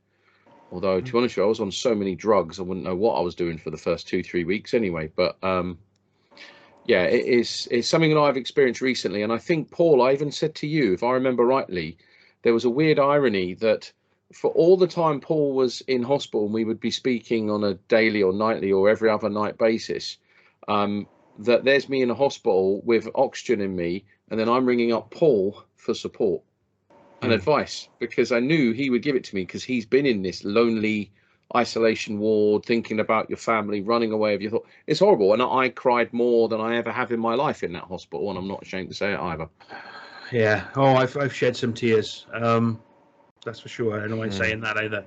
You know, the shock. I mean, you know, death gets you in the end. We all know that. We all know we're going to die. But it's been horrible for my family, my kids. You know, I've got 3 kids. I got a granddaughter. You know, it's been horrible for everybody, and being cut off, not being able to see any of them. You know, Christmas in hospital. You know, Christmas Day was bit of a thing across Facebook Messenger or Skype or whatever we used. I can't remember. You know, it was horrid. But can I add some joy to this? Can I add some joy to this? Because the one thing that Paul isn't telling you, because Paul is too humble and intelligent, is the one of the things that remarkably impressed all of us was the amount of work that Mr. Skyrme has done. Okay, we wound him up and kept him busy and tried to detract him, but the level of work that Mr. Skyrme has done helping individuals and this industry, we can't even talk about for reasons that we're not going to go into. But the amount of stuff that he has done while in a hospital bed is off the effing charts. Yeah, it's not measurable. It's not measurable. We know what the impact is, but I know we can't talk about it because we have to respect privacy and all the rest of it. But it's off the charts. So I came home from hospital on the 1st of March, and on the 28th of February, don't think it's a leap year this year, is it? I took my last prescription painkillers. I'm only now taking paracetamol because the radiotherapy on my tumor has worked. Wow. In relieving the pressure and the pain on my spine. I am taking paracetamol, 4 doses a day, to enable me to try and do my physiotherapy. And I got to say it again, the physiotherapists with the NHS have been fantastic. Those in both hospitals I've been in, and my community physio was, they were all brilliant. I came home on the 1st of March. I didn't see my community physio straight away. We'd have to have a room. I had a room knocked about in the house. I had to have a fireplace taken out, have carpets done, flooring done for me to be able to come home to go into a hospital bed, because I had a hoist. There was hoist transfer. I couldn't stand. I couldn't weight bear. Nothing. I had carers come in 4 times a day to see to me first thing in the morning, lunchtime, tea time, and then to put me to bed. When I say hoist transfer, think of a sling that you put around your arm if you had a broken arm, but the thing that goes right around you is a pull person with 4 anchor points on it. And then when I say a hoist, think engine crane. So I was lifted in and out of bed onto a chair with an engine crane and a big cloth sling. And that was my life for the first couple of weeks, month or so when I was home. My physio came within a week, very luckily, after I came home. And he assessed me for a few days. I mean, I was still, say, hoist transfer then. And his words to me were, "I will get you walking." Wow. Now, up to that point, the only person who had said anything positive along those lines, and I understand why the doctors do it, was one of my spinal consultants when I started getting movement back in my feet, back in late December. It was before Christmas. I'm pretty sure it was before Christmas. She said to me, people who start to get movement back this early tend to go on and make a very full recovery. You'll never be the same as you were, but you know, you've got a good chance of making a good recovery from the spinal damage. Cancer aside, from the spinal damage. So I've worked hard with the physios. I'm still having physio once a week now with a neurological physiotherapist. We're trying to rebuild my movement, my muscles, my legs, trying to my balance. I can stand for a few. I wouldn't say a few minutes. I can stand for maybe a minute without anything, with my eyes open so that I can see to balance. But I wouldn't like somebody to put me in the middle of a room. Wheel me into the middle of the room, say, stand me up out of my wheelchair, and then whip my wheelchair away and say, stand there, because I wouldn't be there for very long before I went down like a sack of spuds. I can stand for longer leaning against a wall. Not very long still. I get very tired. My legs get very tired. I can walk maybe 20 yards with crutches, if that. 10 for sure, but maybe 20. Stairs, steps, no. I can do the steps in and out of my house. I can do maybe 2 or 3 steps, but I could never do a flight of stairs like you'd have in a normal house yet, if I ever will be able to. I can't go anywhere without Yvonne. I can't with a carer, and she's my carer. But I mean, I'm getting there. I'm not giving up. I'm going to fight the paralysis, but the treatments that I'm on, which is what they call an androgen deprivation therapy, is the technical term. Basically, cancer apparently is like, let's say like dandelion seeds. So my dandelion is my prostate. The seeds are the cancer, and that's spread through my body. So the cancer that's through my body, if you blow dandelion seeds around and they land and they grow, they don't grow roses, do they? They grow dandelions. So where the cancer is spread through my body, apparently it's all prostate cancer, even though it's in the bones. I don't understand that bit of it, but it all apparently feeds off testosterone. So the chemotherapy, I suppose it is in a way, but it's not chemotherapy in the kind that makes you lose your hair and your fingernails and all this sort of stuff, and you know people get massive doses of poisons pumped into their body. I mean, it is a drug, it is a chemical. I'm on an injection once a month and 4 tablets a day, which my private healthcare provider is currently funding at £100 a day for the drug. So yeah, 28 days supply I get, and it's 2,880 quid, something like that. So it's, I think, £100 a day. As long as I can afford to pay my private healthcare provider, my insurance, you know. And that's reducing my testosterone levels down, which reduces your PSA, my PSA, and stops the cancer from spreading. So by virtue of the fact I'm only on paracetamol, the cancer must have stopped spreading and growing. Otherwise, I would be in agony somewhere else. I'm overanalyzing every ache and pain I get these days because I'm worried that it's the cancer doing something to me. My urology consultant has said I've got a 50% chance of living 3 years. But that means I've got a 50% chance of lasting more than 3 years too. I'm on a self-help group, a prostate cancer group, which is very good group on Facebook. It's very honest, very frank. There's no messing around. There's no, you know, yeah, we get the odd joke put up, but that's to cheer people up rather than there's no nastiness. There's none of the usual social media crap that goes on in there, I have to say. Everybody is there to support everybody else, you know. And some of the guys in there, one of them's stage 4, the same as me, and he has a same. There's a score. There's 2 scores for prostate cancer: the Gleason Score, which I mentioned earlier, and the other one is what they call a TNM score, which is T is for your tumor, your original tumor, and mine's the worst it gets for that, which is 3B, which means it's filled my prostate, and it's gone out of my prostate into the seminal vesicles around the soft tissue around my prostate. The N stands for lymph nodes and your lymph system, and mine is N0. So what I'm clinging on to is the fact that I'm N0, and from what I gather, again, you know, I'm not a medical person. That's what I gather is that the lymph system is how the prostate cancer will spread to my lungs or become lymph cancer or become lung cancer or whatever, spread into the critical soft tissues of my body. And I've asked the question several times of the doctors, and one of them told me they can sugarcoat it, they can make it sound sweet, they can make it sound nice, but they are not allowed to lie. It is a criminal offense. And a few times I have asked them straight out, has the cancer spread to any of my vital organs? And there has been no hesitation, no ifs, no buts, no sugarcoating. I had a 1-word, 2-letter answer back: no. So I'm clinging on to the fact that the cancer at the moment is in my prostate and my bones. And that is what the M stands for, is metastases, as it's spread. So it has spread, obviously, into my skeletal structure.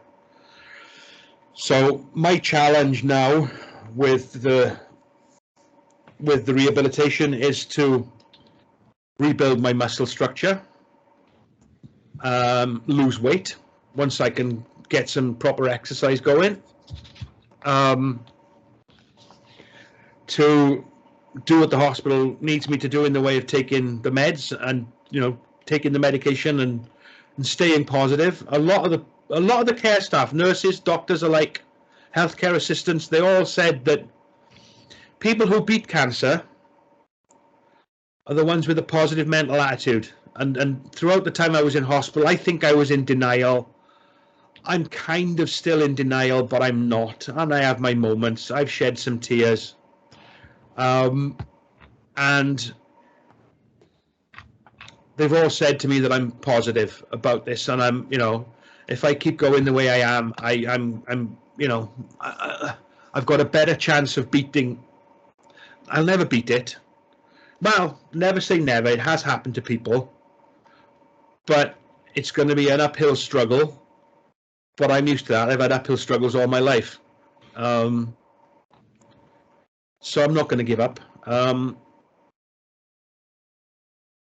Physio is still going on. I've just been referred to an exercise program with the local council gyms, which is run through the NHS and the rehabilitation. It's like £2 a week for 16 weeks in the gym, 2 hours a week with a personal trainer.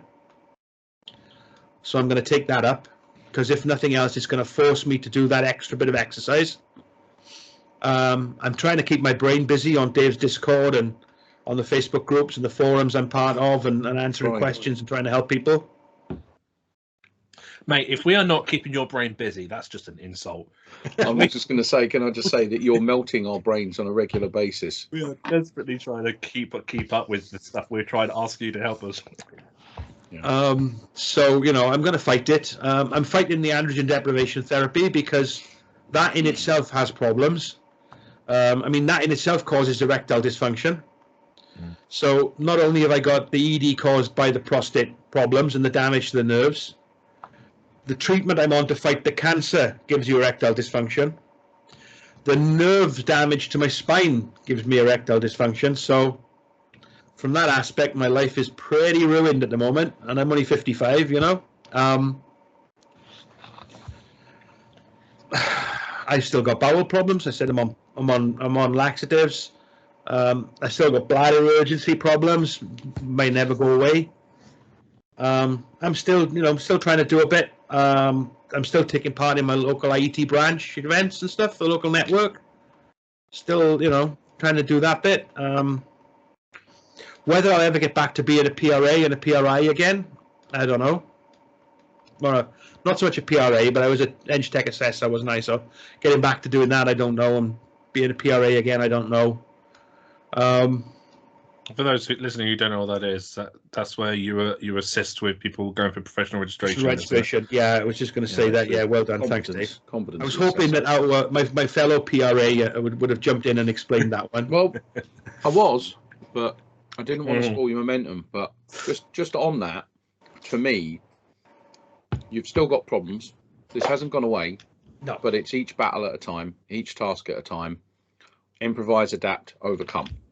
And I personally, having gone on this journey with you for some time, I think you're doing remarkably better. The fact that you're able to help so many people and organisations, and you've helped me in my medical time of need, speaks volumes and testament to everything you have done and are doing with your life. So I am eternally grateful. Yeah, thank you. I mean, I'm involved with the forum, which we're getting rid of, and I mentioned to the gentleman who's buying it off us why we're selling the forum, and I mentioned my symptoms to him, and he went and spoke to his doctor, and lo and behold, he has prostate cancer. Oh my God! But he's in the early stages. But out of a chance conversation with me, his prostate cancer has been identified early, and his is eminently treatable. It hasn't spread outside his prostate, so he has 3 or 4 options for treatment that could mean fundamentally, to all intents and purposes, a cure. There's no, I don't think, people say, I'm cured of cancer. I don't believe there's ever a cure If you've got cancer, you've got cancer. It can always come back. That's just my belief. But to all intents and purposes, prostate cancer, if caught early, kind of is almost curable. And he's at that stage now, luckily. And it was just a chance conversation over the sale of the forum and why I was getting rid of the forum. Was what identified it with him. I think if you don't mind me saying, Paul, and we've said it on previous podcasts, when I was a kid, I remember the adverts, and I remember the adverts that said, in your lifetime, 1 in 40 people will get cancer. And as you get older, I think it's down to now 1 in every 2 will get cancer, which is the scary statistic that the NHS now advertise. Yeah, my mum has non-Hodgkin's lymphoma, and when we lived down south, we went through all the chemo. She lost all her hair, went through all of that, and then when I moved up north, she moved up north with my brother, and then she got it again. So she went to remission, and I think Paul's right. You can beat it in that you can pummel it back underground with as little damage done that needs to be recovered as possible. Which Paul may manage to do, but there's so much damage he's got to also try to repair and recover from. But it's still going to be there to some point, and this is what happened with my mum. It came back 15 years later, and she's tackled it again. And as Paul said earlier, I mean, this is the bag kind of chemo where you're putting poisons into your body to tackle it, and it knocks you out. She's now in remission from that again, but now these other things have come up, like it's COPD. So there's always a battle. There's always a battle to go with this. Paul, how without obviously going into too much detail, this gentleman who's buying the forum, is he in his 50s, 40s? He's younger than me, so he's in his early 50s. Yeah, early 50s. Okay. Yeah. And we're young. I mean, there's a gentleman on the prostate cancer group on Facebook. It's a closed group, and you'll soon be sussed out if you weren't a relative or someone suffering, because the language we speak is different. Yeah. He's T3B N0M1, the same as I am, and he's just run an ultra marathon. Wow. Yeah. I don't think I was never a marathon runner before, but my goal is to get walking without crutches, and lose this weight. Once I can exercise properly, lose the weight, because I think that'll do me the power of good. I think you've done quite good already, in all fairness. I think you have shifted weight, because it's notable on your face that you've lost weight compared to obviously pre-COVID times and stuff. And I think mentally you're sharper than you've probably ever been mentally. And I know, and Dave knows from conversations that obviously we don't record, I think it's fair to say the last time we all got together and discussed, our brains poured out of our ears, and that includes John Ward's, because everything we tend to sit down and discuss stuff with you and then go away going, everything we knew was slightly, okay, back to the drawing board there, which is fantastic. So a lot of these podcasts that we've done, even though Mr. Skyrme isn't in all of them, he very much is in all of them. His DNA is in all of them, trust me. Yeah, and we're going to be doing lots more with Paul, because we need to. But yes, just at the right time. Indeed. Yeah, I mean, I'm hoping as I get better, I'll have a bit more energy. Mind saying which, went to bed last night, maybe 9-10 o'clock, and woke up at 9 o'clock this morning with my meds alarm went off. Just slept through, just exhausted. Yeah. Because it's taking it out of me. Unfortunately, I'm fighting for my recovery. I'm fighting the treatment that's keeping me alive, because the very treatment that I'm having is causing muscle wastage, and I need to build that muscle back after the period spent paralyzed. So that's the problem. You're trying to recover, but you're also still trying to fight it, and they are two different directions. I mean, you managed to get to Alex in Newport. I did recently. Newport. Yeah. I did ask you, about accessibility. You said it was very accessible, which is a great thing thinking forward. It's like I get very much involved in this with training. When I subcontract for other companies, I'll go into a pub and there'll be no lifts or ramps upstairs in pubs or in small hotels and stuff. And accessibility is a big thing. So it was great to hear that was very accessible. And you actually, there was a photo I put on my Instagram of you sat on the IET forum panel. I was very happy to see you kind of smiling. I mean, I got to say the ICC in Newport, where they chose to do the Alexas, was very accessible. The disabled toilets were really good, you know. And do you know what? Until you get in a wheelchair and you put in that situation, you don't realise how bad we are in the UK. We talk a good job. We talk about equality and accessibility and everything, but I can't use public transport. Yeah, we have low-floor buses that drop down and stuff, but I can get to the bus stop to go westbound from my house. When the bus coming back eastbound drops me off, there is no dropped curbs to get me across the road in my wheelchair. And the council are under no legal responsibility to drop curbs unless they do any major works in the area. So if I don't go out in the car, I'm housebound. I can't go out anywhere because I can't walk further than, you know, I said 10, maybe 20 yards at a push. If I've got somewhere to know that I know that I can sit down at the end of it, you know, I could never walk into a pub, or I could never walk into the doctor's surgery or a hospital waiting room if I didn't know there was a chair that I was able to be sat in when I got there, because I wouldn't be upright for very long. Within a very few short minutes, I'd be on the floor. You know, I don't know. I mean, the crux of it is don't ignore your bodies, guys. Just don't. Yeah, I'll second that. I will second that. I mean, I've been very lucky with you guys supporting me and my family supporting me, and some other friends around the industry have done some stuff. And well, should we talk about some of these actually? I'll get onto it. So if you don't mind me starting, Dave. Yeah, go for it. There is a gentleman I have never met, but I have spoken to, a chap called Martin Durden. And I'm going to start off by saying thank you, Martin, because when this first kicked off, the first thing that came to our brain was a GoFundMe page. Mr. Skyrme being Mr. Skyrme, the stubborn Welshman that he is. No. And Mr. Durden evidently, before we even got a chance, said, screw you, I'm doing it anyway. And obviously consulted with his good lady wife. We respected Mr. Skyrme, our friend. He was wise and he spoke to Yvonne. Yes, he did. Yeah, he spoke to Yvonne through John Peckham, another friend of ours in the industry.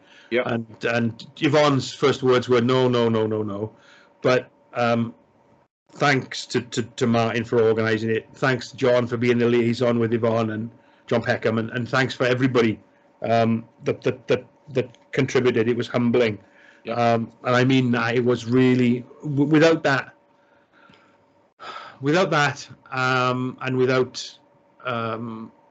support from one of the charities, I don't know where I would have been. Probably in arrears with my mortgage and everything. I mean, I started to lose work in January last year because of the work that I do. I was due to spend a month or more. I lost a third of my annual income through COVID before I even fell ill, because I had a massive chunk of work booked out in Japan and in Sweden on EV. Battery manufacturing equipment. Well, of course, as soon as COVID kicked off, the Far East was out of the picture, and travel, global travel was just, so I lost that work. That was gone. You know what I mean? By the time that work came back around, I was paralyzed from cancer. And this is one of the struggling things. I mean, you're self-employed, running your own consultancy. Is it a consulting company or? Basically, these days. I'm a one-man limited company. I used to do electrical work, installations work, machinery maintenance, smaller machine modifications, stuff like that. But I hooked up with a consultant that used to do consultancy for me when I was employed by somebody else. And I've been working for him now for quite a few years as a subcontractor. And doing my own work, consultancy work as well. But this all just adds to it, doesn't it? I mean, we all had the issues with COVID. I mean, I had in the training sector, when I subcontract, a lot of companies will have their own employed people who they treat priority first. So all the subcontracting trainers, all that training was cancelled. All the candidates were cleared. So I went from having a summer of booked work to having nothing. It just went. We don't need you anymore. And I understood that, you've got your own employed guys who, you need to give the work to first. And so I had to take some stuff online, and we had to go through a lot just through COVID. But to go through that and have the fight for the, not knowing what your physical ability or state will be at the end of that. We had these discussions on the Discord. That amount of stress is unbelievable. Just want to mention Foothold, because I know you've spoken very positively about the experience, and I wanted to just mention this in here. So can you just quickly explain what Foothold is and how they've helped you? Yeah. Foothold is the members' charity arm of the IET. It's used to be called IET Connect, and it had another name before that. And it's basically a charity for IET members. It was set up by IET members to support for other IET members whilst if they fall on hard times through injury or illness or whatever. And they've been great. They've given me a small financial assistance through this to help us with a few bits and pieces as we've gone along. And without that, combined with the Just Giving thing or whatever you call it, we would have been probably in arrears with our mortgage. We would have been, I don't know where we would have been. So they've obviously not come in and just paid off your house or anything like that, but they've taken some comfort against your outgoings, so they've helped you.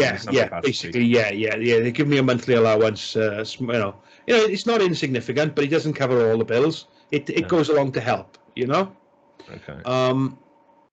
Which is fantastic. They've been really good. But conversely, now I'm trying to help them with some other bits and pieces, with some IET events that are happening locally to us to try and help generate funds for Foothold. Because I can do that side from the computer here. Yeah, that's a good thing. Okay, so is it an exclusive thing for IET members? Yeah, it is. It is. Yes, Dave, you need to join. Okay. All right. Now this is okay. I mean, there are other charities out there who I have been in touch with.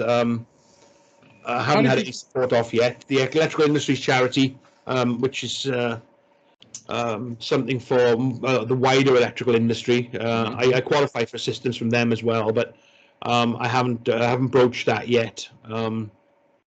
They've been in touch and we've had some chats, and everyone's had some chats with the ladies there, or one of the ladies there. I mean, if you're a member of a professional institute, I'm also in IOSH, and I mean they have a charitable arm as well. I think sometimes one of the things that a lot of these charities will offer, there will be some charities. I mean, I remember a friend of mine. This is a completely different scenario, but a friend of mine from school, he had a newborn who didn't survive, unfortunately. But during that whole period of going through the treatment in the morning, they were going into a specialist hospital down in Southampton. There's when you go to a McDonald's and there's this little thing that you can throw your spare change into underneath. Before we used to pay by the top-up card. The McDonald's charity actually creates these. They fund these hotels or these accommodations or these lodges where families can stay whilst they're going through this urgent care. And if it wasn't for that, he wouldn't have anywhere for his two boys, himself and his wife, to go through, whilst also trying to care for their youngest, who obviously didn't make it.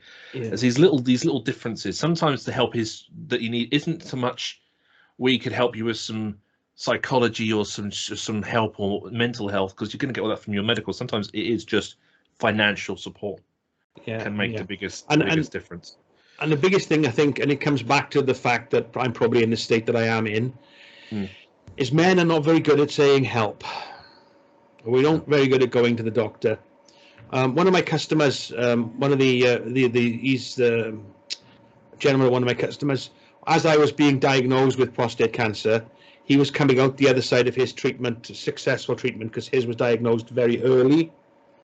And he's ex-quartermaster in the army. I don't exactly know what a quartermaster does, but he said he used to end up being a bit of a father figure to a lot of the guys in his barracks.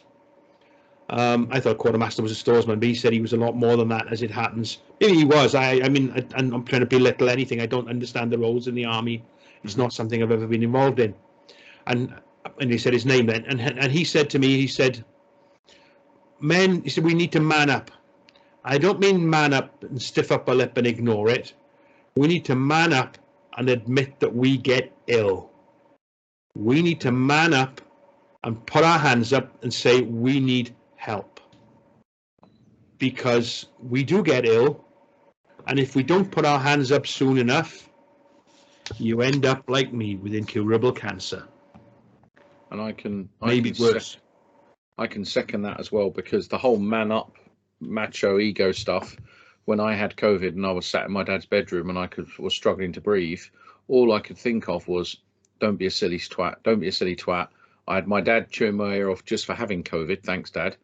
So immediately you think, yeah, I'll just sweat my way out. Sweat my way through it. And when I was in hospital, I was told by the doctors that if I'd have been 36 hours later into the hospital, I would have been suffering from organ failure through lack of oxygen.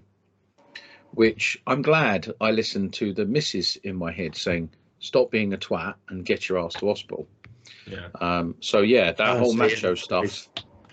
Yeah. You know, and one of the things that obviously one of the symptoms of prostate cancer, and I think we'll cover those in a little bit. Just one thing is erectile dysfunction, and it's a hard thing for a man to admit to, and through worry of possibly being ridiculed by your workmates. Now, that's the last thing you should be doing, because it's not necessarily just psychological. It can have real medical reasons for that. And you know, I'm hearing these adverts now, and it's one thing that my wife said the other day. Obviously, we notice these things now. All these adverts for men's enhancement drugs, and Viagra and Cialis and all these things to enable you to perform in bed. Shouldn't they carry a government health warning saying, before you start taking this drug, please make sure you haven't got prostate cancer. Please go and see your doctor first. Yeah, I suppose. Yeah. That's just one of the symptoms. There are others, and the statistics around prostate cancer are frightening. Well, we were going to get onto that actually. What are the symptoms, chaps? Well, ED obviously we've just covered. Does anybody else want to run them off? Because I need to get a drink for a second. Go on. Yeah, I've got a list of all the stuff here. In terms of the some of the statistics on them, prostate cancer is the most common cancer in men. 1 in 8 men will be diagnosed with it in their lifetime. So that is a lot. And 11,500 men a year in the UK die from it. So, yeah, it's not just like a couple of people here and there, it's a lot. Symptoms. Now, a lot of these symptoms, I'm just reading this here, it says that a lot of these are due to an enlarged prostate, which isn't cancer, but on the other hand, it can be. So you've got difficulty starting to urinate or emptying your bladder, weak flow when you are urinating, feeling your bladder's not emptied properly, needing to urinate more often than usual, particularly at night, and a sudden need to urinate, so you might be able to get to the toilet in time. If the prostate cancer gets more advanced, you're looking at back pain, hip pain and pelvis pain, erectile dysfunction, blood in the urine, blood in the semen, and unexplained weight loss. So a lot of these things. So realistically, any of those, get to the doctor, get it checked as soon as possible. Yeah, that equates to the number that John read out there, 11,000 whatever. 1 man every 45 minutes in the UK dies from prostate cancer. And if you keep on the news, you're on the news recently, the gentleman from Friends, it's not one of the crew that lived in the house. If you're a Friends fan, I'm not much of a Friends thing, but there was the guy who were the most common actor who was not one of the core that lived in the flats or whatever, that crew of Monica and all them. He's just died. Stage 4 prostate cancer. Paralyzed. He died yesterday. Killed him. Well, one of the cast of Friends. Yeah. Not Joey or Matt or he was an outside character, but he appeared in more episodes than anybody else. Gotcha. Yeah, it's what they call SA now, supporting artist. Yeah. But he was. Call them supporting artist. Oh yeah, no, but he was Gunther, the guy who was the guy who served the coffee. There we are, Gunther. Yeah, that's it. Oh right, okay. Yeah. So he was a pretty big character, even though he wasn't one of the main characters, Yeah. Yeah. So, James Michael Tyler is the person in question. Well done, guys. Yeah. So yeah, it's just killed him. One of the presenters on Radio 4, I think, has just stepped back because of prostate cancer. He's at stage 4. Mm. It's a killer, guys, and it's the trouble with it is there's no attributable cause. You know, we can say that smoking causes lung cancer. There's nothing for prostate cancer like that. And when it comes to ethnic minorities, it can be up to 1 in 4. I think it's sort of the Black African kind of guys out there, or Black African kind of brothers, I think, or Caribbean. It's 1 in 4 of them that get prostate cancer. That's right. Actually, I remember seeing on one of the websites it says you're more likely to, and it just had there if you're Black or African American or something. I was like, wow.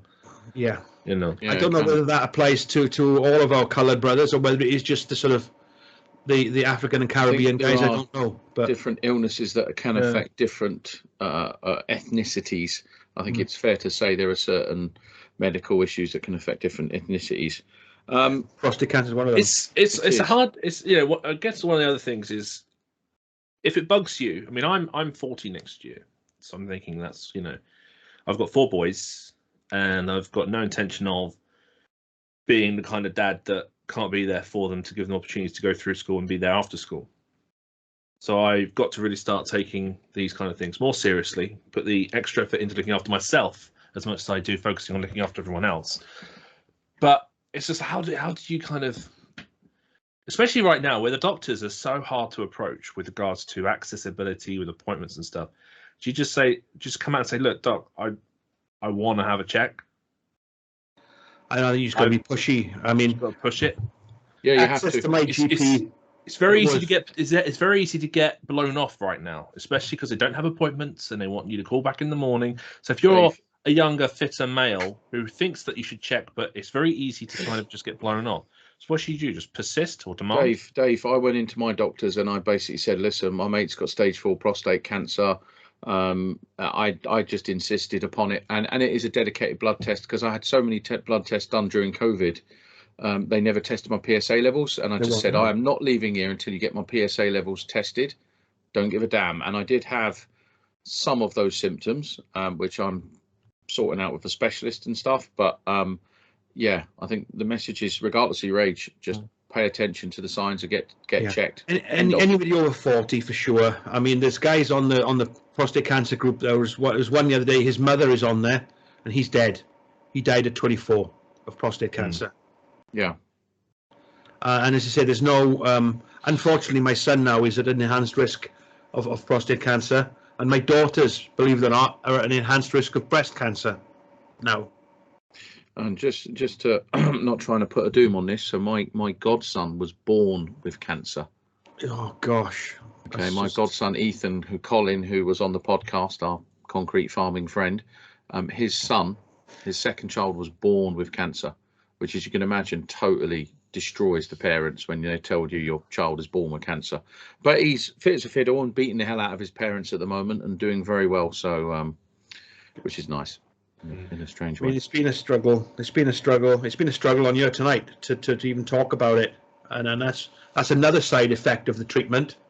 And the other thing, one of the other side effects is always having to have a fan around, because believe it or not, effectively I'm having a menopause with my wife because I have all of the symptoms of hot flushes that women do when they go through the menopause.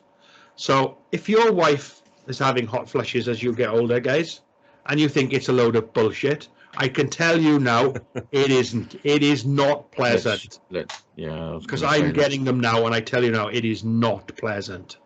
It is horrendous. Absolutely horrendous. Yeah, I have been around women who have gone through the menopause. It's an experience. Yeah, don't dare argue. That's all my advice is. Don't argue and just be compassionate and sympathetic. Because their hormones, their estrogen and progesterone are going that way, and their testosterone is going that way. And mine are doing the opposite. My testosterone is going that way, and my estrogen and progesterone are taking over. So my emotions are out the pot. My boobs are growing. My hips are growing. I'm putting weight on. Because you're still beautiful to us, Paul.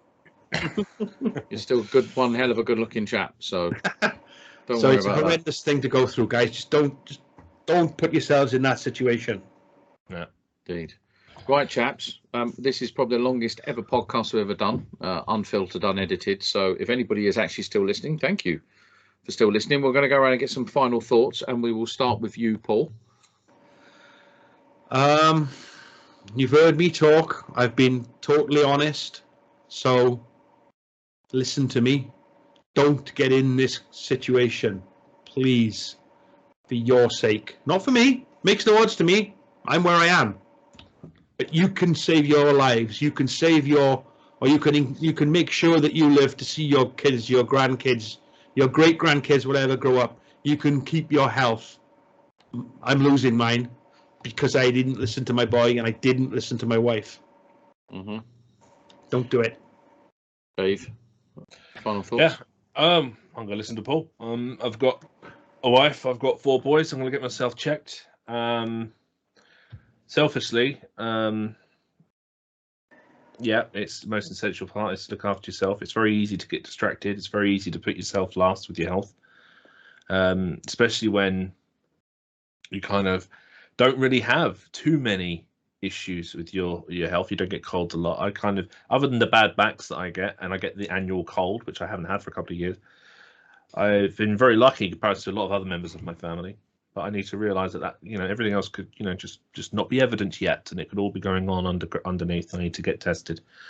I'd also just like to again say, throughout all of this, it's been educational, it's been heartbreaking, it's been stressful, it's been emotional, it's also been very amazing, with just seeing your progress, Paul, and what you have been doing to help the industry, ourselves, each other. I feel very privileged to know you as a mentor, but even more privileged to know you as a mate. And I don't think there's anything else that I could do to actually, express how important it is having you around, for me personally and in this industry. So. Nicely said. John, final thoughts? Yeah, I'll just say that anyone who's listening to this and has got any symptoms or any part of their body isn't doing what it used to do or something's changed, get it checked out straight away. Don't wait. Don't put it off. Don't think it's because you're getting old. Get it checked.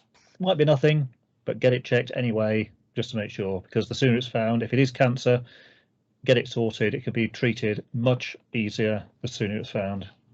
And I personally, before I say what I want to say, I desperately want to see a podcast between you and Paul, a brain off, just to talk tech. That would be great. Anyway, Joe, I'm going to finish it off with a little note. So this has been one of the most horrible last 2 years of, I think, everybody's lives who are listening to this. But I would like to say that for a man with stage 4 prostate cancer, you have shown kindness, caring, compassion. You have been a greater mentor to me and the chaps here and this industry than any other person I know. The last 2 years, I think, as an E5 bunch of lads, has brought us closer together to the point where I am genuinely proud to say that I love my E5 family, which is all of you guys, even the ones that aren't here, Dan and Ryan. And that's something that will never leave me.